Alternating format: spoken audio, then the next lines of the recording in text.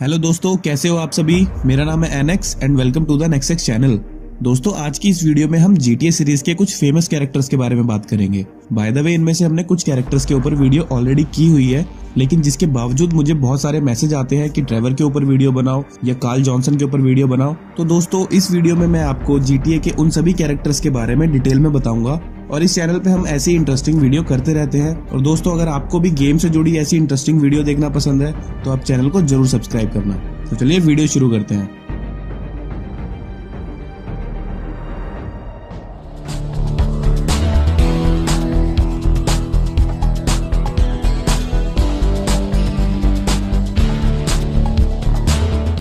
Tommy का जन्म 1951 में लिबर्टी सिटी में हुआ था एंड वाइस सिटी 1986 में सेट है। तो वाइस सिटी के इवेंट के दौरान टॉमी की उम्र 35 साल थी। टॉमी के बचपन में उसके पिता एक प्रिंटिंग शॉप में काम किया करते थे। टॉमी अपने पिता से बहुत प्यार करता था और उन जैसा ही बनना चाहता था, लेकिन शायद टॉमी की उसके माँ के साथ रिलेशन खराब होने की वजह से ऐसा नहीं हो पाया। शुरुआती 1970 में जब टॉमी की उम्र सिर्फ 19 साल थी, टॉमी लिबर्टी सिटी की फोरेली क्राइम फैमिली को ज्वाइन करता है। काफी टाइम तक फोरेली फैमिली के बॉस सोनी के लिए काम कर हाई रैंक पर पहुंचता है और फाइनली फोरेली फैमिली का मेडमैन बन जाता है। मेडमैन का मतलब है कि अब टॉमी फोरेली फैमिली के लिए सभी इंपॉर्टेंट इलीगल काम करने लगता है। पर थोड़े ही टाइम बाद 1971 में सोनी को टॉमी के बढ़ते कॉन्टैक्ट्स और बढ़ती पावर से इनसिक्योरिटीज होने लगी थी और इसलिए सोनी ने टॉमी को मरवाने का फैसला किया, जिसके लिए सोनी टॉमी को मरवाने 11 हिटमैन भेजता है। पर टॉमी सभी 11 हिटमैन को मारकर बच निकलता है। पर टॉमी को ये बात नहीं पता होती कि उसके बॉस सोनी ने ही उसे मरवाने की कोशिश की है। पर टॉमी को इस बात का शक जरूर होता है, जिसके बाद टॉमी को LCPD यानी लिबर्टी सिटी पुलिस डिपार्टमेंट द्वारा अरेस्ट कर लिया जाता है और 11 लोगों की मर्डर की वजह से टॉमी को मौत की सजा होती है। पर सबूत की कमी की वजह से टॉमी 15 साल बाद जेल से बाहर आ जाता है। जेल से बाहर आने के बाद टॉमी अपने बॉस सोनी के पास वापस जाता है। पर सोनी नहीं चाहता था कि टॉमी अब और ज्यादा लिबर्टी सिटी में रहे और अपनी पावर्स रीगेन करे, इसलिए सोनी अपने ड्रग्स बिजनेस को एक्सपैंड करने के लिए टॉमी को वाइस सिटी भेजता है, जहां टॉमी कैन रोजनबर्ग से मिलता है और कैन रोजनबर्ग और टॉमी दोनों ड्रग डील करने एक साइट पे पहुंचते हैं, जहां पे वो डील एक गलत डायरेक्शन लेती है। कुछ मास्कमैन लोग डील को एम्बुश करते हैं और टॉमी को मजबूरन पैसा और ड्रग्स वहीं पे छोड़ के अपनी जान बचा के भागना पड़ता है। एंड गाइज, अगर आपको इसकी आगे की कहानी देखनी है तो आप वाइस सिटी स्टोरी वीडियो देख सकते हैं। मैंने एक ऑलरेडी वीडियो बनाई हुई है, लिंक आपको डिस्क्रिप्शन में मिल जाएगा। वाइस सिटी गेम की कहानी के एंड तक टॉमी वाइस सिटी में अपनी खुद की वर्सेटी क्राइम फैमिली बना लेता है और 1986 के बाद टॉमी अपनी अंडरवर्ल्ड क्रिमिनल ऑर्गेनाइजेशन को जारी रखता है। और उसी वक्त के दौरान टॉमी और कैन रोजनबर्ग के बीच आपसी रिलेशन बहुत खराब होने लगते हैं, क्योंकि कैन रोजनबर्ग ड्रग्स के नशे की लत में पड़ जाता है। टॉमी कैन को उसकी ड्रग्स की आदत को छुड़वाने के लिए उसे रिहाब के लिए फोर्ट कार्सन मेडिकल सेंटर भेजता है, जो सैन एंड्रियस में है, जहाँ पे कैन अपनी ड्रग्स एडिक्शन को छोड़ बिल्कुल क्लीन हो जाता है।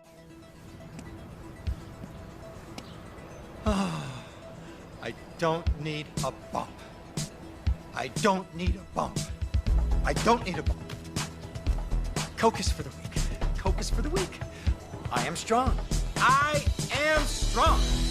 Winners win and losers hit the rails and nail hookers. I am in control of my own destiny. लेकिन इन सब के बावजूद भी अब टॉमी कैन से बात नहीं करना चाहता और कैन के साथ अपने सारे कांटेक्ट खत्म कर लेता है, जिसके बाद कैन टॉमी से बात करने की कोशिश करता है और उसे कॉल करता है, पर टॉमी कैन से दोबारा कभी भी कांटेक्ट नहीं करता। Yes. Tommy Vercetti, please. Tell him Ken Rosenberg called. Ken Rosenberg. You haven't heard of me? Who are you? Ken Rosenberg. Rosenberg. Oh, really? You told him I called? Look, I made that ingrate, and now he will take my calls? Just put him on the phone right now. Hello? Hello?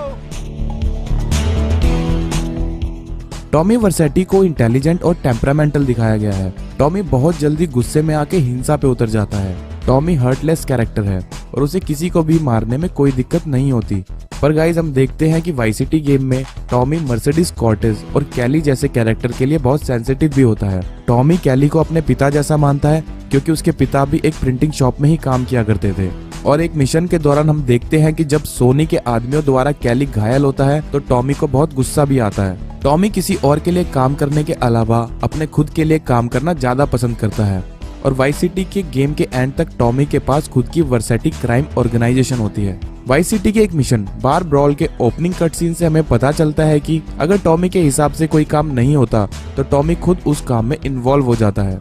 Tommy के hot temper होने के बावजूद Tommy trusted और loyal person होता है, खास तौर पर उन लोगों के लिए जो टॉमी की उसके गोल अचीव करने में मदद करते हैं।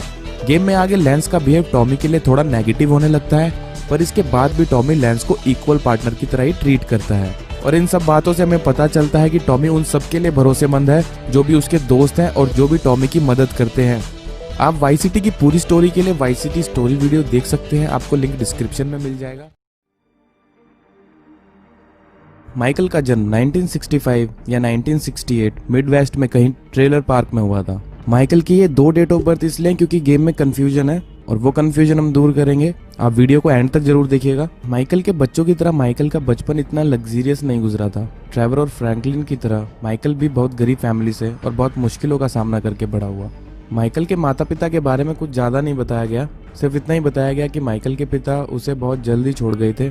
माइकल बचपन में बहुत टफ कंडीशन से गुजरा, लेकिन इन सब के बाद भी माइकल जैसे तैसे अपनी पढ़ाई जारी रखता है। माइकल को स्पोर्ट्स में बहुत इंटरेस्ट था और हाई स्कूल के दौरान माइकल को ऑल स्टेट फुटबॉल टीम में क्वार्टरबैक अक्लेम भी किया गया। और फुटबॉल गेम में माइकल के बहुत अच्छे परफॉर्म की वजह से न्यूज़पेपर में माइकल की पिक्चर के साथ एक आर्टिकल भी पब्लिश हुआ था। पर कुछ टाइम बाद माइकल के टेम्परामेंट इशू और कांस्टेंट इंजरी की वजह से उसे टीम से क्विट करना पड़ा, जिसके बाद स्पोर्ट्स छूटने और हाई स्कूल के बाद अब माइकल लॉ तोड़ना शुरू करता है। और माइकल क्लेम करता है कि 20 साल की उम्र तक वो 2 बार जेल भी जा चुका था। और जेल में माइकल बहुत सी स्किल भी सीखता है, जैसे टैटू बनाना। और इस बात का प्रूफ GTA 5 के हम एक मिशन के दौरान देखते हैं, जहां माइकल अपनी बेटी के बॉयफ्रेंड की चेस्ट पे एक टैटू बनाता है और उसे ट्रेसी से दूर रहने को कहता है।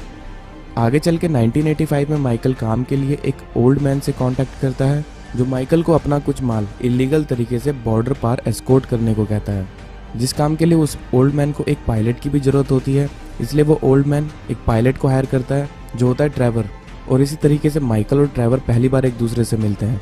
पर डिलीवरी वाले दिन कुछ ऐसा होता है जिसमें माइकल और उस ओल्ड मैन के बीच में लड़ाई हो जाती है और वो ओल्ड मैन माइकल को मारना चाहता है, लेकिन ट्रेवर माइकल की जान बचाता है और ओल्ड मैन को जान से मार देता है।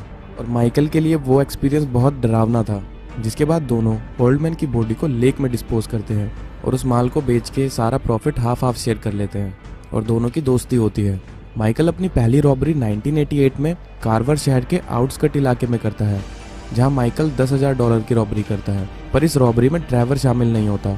इसी टाइम पीरियड के बीच माइकल लेस्टर से मिलता है। लेस्टर एक शार्प माइंडेड और बेहतरीन प्लानर होता है। लेस्टर माइकल की हीस्ट में और कुछ दूसरे कामों में भी बहुत मदद करता है। इसके बाद माइकल को लगता है कि ट्रेवर के साथ काम करना बहुत फायदेमंद हो सकता है और माइकल को लगता है कि ट्रेवर के गुस्से और टेम्परामेंट को क्राइम में यूज किया जा सकता है और ट्रेवर से वो सभी काम करवाए जा सकते हैं जो माइकल खुद कभी नहीं कर सकता था। और दोनों साथ काम करना शुरू करते हैं और बहुत सी रॉबरी भी करते हैं। पर आगे अनलकीली एक रॉबरी के दौरान ट्रेवर पकड़ा जाता है और ट्रेवर को 6 महीने की सजा होती है। और इसी बीच 1988 से 1991 के बीच माइकल एक स्ट्राइपर क्रिस्टल से मिलता है, जिसका रियल नेम अमांडा होता है। और दोनों के बीच एक रोमांटिक रिलेशन शुरू होता है और दोनों को आपस में प्यार हो जाता है और दोनों जल्द ही शादी कर लेते हैं। जिसके बाद माइकल के 2 बच्चे होते हैं, ट्रेसी और जिमी। लेकिन माइकल की फैमिली में उसके ट्रेवर की दोस्ती की वजह से बहुत सी मुश्किलें सामने आने लगी थी और माइकल की फैमिली उसे ट्रेवर के साथ लिंक खत्म करने के लिए भी फोर्स करती है। इन सब के बाद भी ट्रेवर माइकल का बहुत अच्छा दोस्त रहता है। 21st सेंचुरी के शुरुआती सालों में ट्रेवर और माइकल के मेन ग्रुप में से बहुत से मेंबर या तो मरने लगते हैं या पकड़े जाते हैं, पर लेस्टर, माइकल और ट्रेवर अपनी हाइस्ट जारी रखते हैं। फैमिली सेटल करने के बाद और बच्चों के बड़े होने के साथ साथ अब माइकल क्राइम करने से पहले बहुत सोचने लगा था, क्योंकि अब उसके पास खोने के लिए बहुत कुछ था। अगर वो पकड़ा जाता या काम के दौरान मारा जाता और इन सबको छोड़ना चाहता था, लेकिन इसके लिए बहुत देर हो चुकी थी, क्योंकि उस टाइम तक माइकल टाउनली नाम अमेरिका में बहुत मशहूर हो गया था और इन सबसे बाहर निकलना इतना आसान नहीं था। माइकल के लिए अपनी इस केयर को देख के ट्रेवर को उससे चिढ़ होने लगी थी। और कुछ टाइम बाद ट्रेवर ब्रैड से मिलता है, जो फ्यूचर में माइकल और ट्रेवर को ज्वाइन करता है। माइकल और ब्रैड एक दूसरे को बिल्कुल पसंद नहीं करते थे और एक दूसरे के साथ काम भी नहीं करना चाहते थे। इसलिए ब्रैड माइकल को कट करके ट्रेवर के साथ अकेले काम करना चाहता था। आगे चल के 2004 में Michael FIB agent Dave Norton से मिलता है। माइकल अपनी क्रिमिनल लाइफ से बाहर निकलने के लिए डेव नॉर्टन से एक एग्रीमेंट करता है कि अगर FIB माइकल के सारे पिछले रिकॉर्ड्स को डिलीट कर उसे और उसकी फैमिली को लॉस सैंटोस में एक न्यू आइडेंटिटी के साथ एक नए घर में शिफ्ट होने में मदद करती है तो वो ट्रेवर और ब्रैड को पकड़वाने में मदद कर सकता है। ट्रेवर उस वक्त के दौरान अमेरिका का मोस्ट वांटेड और डेडलीस्ट क्रिमिनल था, जिसके पकड़े जाने के बाद डेव नॉर्टन को उसके कैरियर के लिए आगे बहुत फायदा हो सकता था। इसलिए डेव माइकल के साथ डील करता है और इसीलिए माइकल डेव को अपनी अगली रॉबरी के बारे में सब जानकारी दे देता है। पर रॉबरी के दौरान एक गड़बड़ हो जाती है जब एक गार्ड माइकल को पकड़ के उस पर गन पॉइंट कर देता है और माइकल की जान बचाने के लिए ट्रेवर उसे शूट कर देता है और तीनों वहां से भागने की कोशिश करते हैं। पर बाहर पूरी पुलिस फोर्स पहले से तैयार होती है। गेटवे के दौरान गाड़ी के ड्राइवर को पुलिस द्वारा मार दिया जाता है, जिसके बाद माइकल व्हील कंट्रोल करता है और डेव नॉर्टन के साथ डिसाइड की गई जगह आगे बढ़ता है, क्योंकि वहां से निकलने के लिए एक हेलीकॉप्टर पहले से माइकल का वेट कर रहा होता है। लेकिन आगे गाड़ी का ट्रेन से एक्सीडेंट होता है, पर माइकल प्लान पर बने रहने के लिए फोर्स करता है और माइकल तीनों को डेव नॉर्टन से तय हुई जगह पे ले जाता है, जहां डेव पहले से ही तीनों का इंतजार कर रहा होता है। जहां डेव ट्रेवर को शूट करने की कोशिश करता है, पर ब्रैड के ट्रेवर के सामने आ जाने की वजह से ट्रेवर बच जाता है और ब्रैड को गोली लग जाती है, जिसके बाद डेव माइकल को शूट करता है, पर माइकल के पास बुलेट प्रूफ जैकेट होता है, जिसके बाद ट्रेवर तो बच जाता है लेकिन ब्रैड ऑन द स्पॉट ही मर जाता है। माइकल ट्रेवर के सामने दिखावा करते हुए उसे वहां से भागने को कहता है। ट्रेवर बहुत से ऑफिसर्स को मारने के बाद वहां से बच निकलता है और ट्रेवर कभी भी पकड़ा नहीं जाता। इस इंसिडेंट के बाद माइकल टाउनली को डेड डिक्लेयर कर दिया जाता है और समझा जाता है कि ब्रैड को जेल में डाल दिया गया है, जबकि रियलिटी ये होती है कि ब्रैड को माइकल नाम वाली ग्रेव में दफनाया जाता है और ऐसा दिखाया जाता है कि माइकल मर चुका है और ब्रैड को पकड़ के जेल में डाल दिया गया है। और GTA 5 गेम में बहुत जगह माइकल के बेटे जिमी, ट्रेवर और लेस्टर से हमें ये पता चलता है कि माइकल की एज 45 साल है, लेकिन माइकल की ग्रेव पे उसकी डेट ऑफ बर्थ 1968 लिखी होती है, जिसके हिसाब से GTA 5 इवेंट्स के वक्त माइकल की एज 48 होनी चाहिए थी। तो माइकल की 2 डेट ऑफ बर्थ होने का यही रीजन होता है। और इन सब के बाद डेव नॉर्टन अपना प्रॉमिस पूरा करता है और 2006 तक माइकल और उसकी फैमिली को न्यू ID डिसेंटा सरनेम के साथ लॉस सैंटोस के रॉकफोर्ड हिल्स में शिफ्ट कर दिया जाता है और अब Michael's family government informal witness protection program के अंडर रहने लगती है। माइकल के दोस्त लेस्टर को इस डील के बारे में सब पता होता है, पर लेस्टर इस बारे में किसी को नहीं बताता और थोड़े टाइम बाद लेस्टर भी लॉस सैंटोस में ही शिफ्ट हो जाता है। वहीं दूसरी तरफ ट्रेवर अथॉरिटी को इवेट करने में कामयाब होता है और सैंडी शोर्स में एक न्यू लाइफ स्टार्ट करता है। ट्रेवर ब्रैड को भी जेल में लेटर्स लिखता था, जिसके बारे में डेव को पता चलता है, पर यह बात डेव माइकल को नहीं बताता और माइकल भी यही समझने लगता है कि अब ट्रेवर मर चुका है। और अगले 7 साल तक माइकल के परिवार में आपस में किसी की भी नहीं बनती और एक दिन अमांडा माइकल को एक स्ट्राइपर के साथ पकड़ लेती है, जिसके बाद अब वह ज़्यादा खर्च करना शुरू कर देती है और माइकल के साथ ज़्यादा लॉयल भी नहीं रहती। वहीं दूसरी तरफ माइकल के बच्चे भी गलत डायरेक्शन में जाना शुरू करते हैं और ड्रग्स लेना शुरू करते हैं और इसके बाद माइकल की कहानी GTA 5 के इवेंट्स के साथ साथ चलती है। फ्रैंकलिन की हिस्ट्री जानने से पहले मैं आपको फ्रैंकलिन के बारे में कुछ इंपॉर्टेंट बातें बता देता हूँ। फ्रैंकलिन GTA 5 के मेन 3 प्रोटैगनिस्ट में से एक है और तीनों में सबसे ज्यादा शांत नेचर का भी। फ्रैंकलिन एक अमेरिकन अफ्रीकन यंग बॉय है।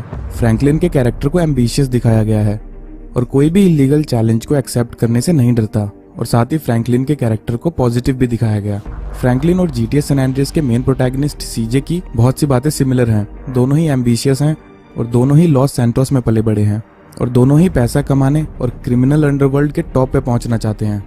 GTA गेम में हमें पता चलता है कि फ्रैंकलिन एक बहुत अच्छा ड्राइवर है, इसलिए गेम में फ्रैंकलिन के पास फुल स्पीड में भी टाइम को स्लो करने की स्पेशल एबिलिटी होती है। माइकल के साथ फ्रैंकलिन का गेम में फादर एंड सन जैसा रिलेशन बनता है और GTA 5 में एक मिशन के दौरान फ्रैंकलिन माइकल की जान बचा के इस बात को प्रूव भी करता है। फ्रैंकलिन का जन्म South Los Santos San Andreas में हुआ। गेम में फ्रैंकलिन के डेट ऑफ बर्थ के बारे में कुछ नहीं बताया गया, पर फ्रैंकलिन की गाड़ी का नंबर FC 1988 है, जिससे ये लगता है कि ये फ्रैंकलिन की डेट ऑफ बर्थ हो सकती है। फ्रैंकलिन अपने पिता के बारे में कुछ भी नहीं जानता। जब फ्रैंकलिन बहुत छोटा था तो उसकी माँ ड्रग एडिक्टेड हो जाती है और साथ ही फ्रैंकलिन ने अपने बचपन में बहुत सी बातें भी सुनी कि किस तरह उसके पिता बहुत ही वायलेंट नेचर के थे और उसकी माँ के साथ हिंसक व्यवहार रखते थे और शायद फ्रैंकलिन के पिता के इस बिहेवियर की वजह से ही फ्रैंकलिन की माँ ड्रग एडिक्टेड बनी।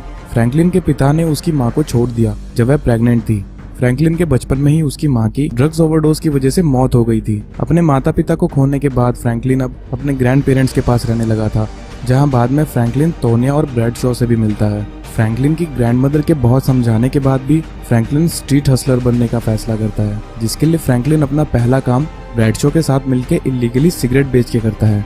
सब कुछ एकदम सही चलता है, पर एक दिन फ्रैंकलिन के ग्रैंडफादर उसे रंगे हाथों पकड़ लेते हैं और GTA 5 में टोनिया से एक मिशन के दौरान पता चलता है कि इसी बात पे फ्रैंकलिन के ग्रैंडफादर ने फ्रैंकलिन और ब्रैडशॉ का पूरे लॉस सैंटोस में पीछा किया था। फ्रैंकलिन के ग्रैंड पेरेंट्स की डेथ होने के बाद अब फ्रैंकलिन अपनी आंट डेनिस के साथ साउथ फार्म वाले घर में शिफ्ट हो जाता है, जो उसकी ग्रैंडमदर ने अपनी विल में फ्रैंकलिन के नाम किया था। जिसके बाद फ्रैंकलिन टीनेज में लमार और तनीषा जैक्सन के साथ डेवी स्कूल ज्वाइन करता है और यहीं से तनीषा और फ्रैंकलिन का रिलेशन शुरू होता है और इन दोनों के बीच GTA 5 की कहानी में आगे जाके ब्रेकअप भी हो जाता है।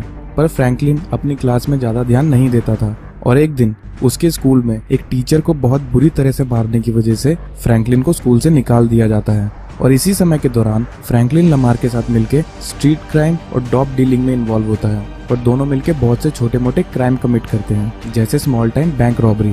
अपनी पहली रॉबरी में फ्रैंकलिन लमार के साथ मिलके $2000 की चोरी करता है, पर रॉबरी के दौरान एक्सीडेंटली पैसों पे डाई इंक गिर जाने की वजह से फ्रैंकलिन और लमार पैसों को यूज नहीं कर पाते और सारा पैसा वेस्ट हो जाता है। फ्रैंकलिन ने बाद में एक लोकल ड्रग डीलर मार्कस के लिए भी काम किया, पर मार्कस को बाद में मार दिया जाता है।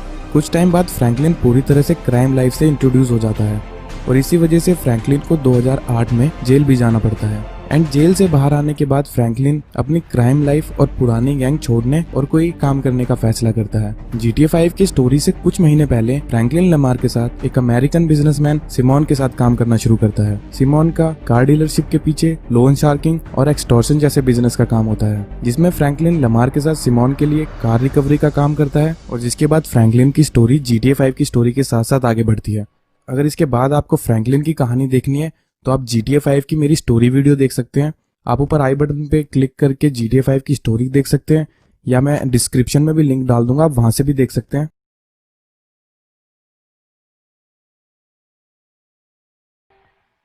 ट्रेवर फिलिप्स GTA 5 के 3 मेन प्रोटैगनिस्ट में से एक है और मोस्ट प्रोबेबली सबसे एंग्री भी।